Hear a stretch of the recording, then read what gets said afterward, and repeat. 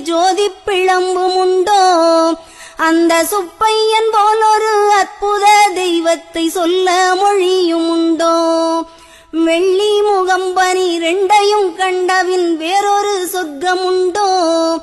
Aunty வேஷத்திலாயினும் வீரத்திலாயினும் Velanai வெல்வதுண்டோ?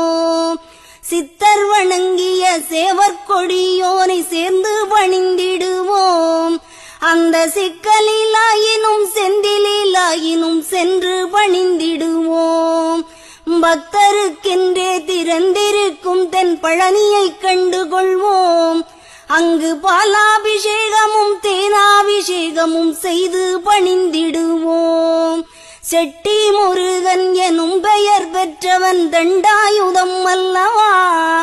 அந்த சித்திரவள்ளியும் ஜாடையில் மற்றொரு செட்டி மகள் அல்லவா?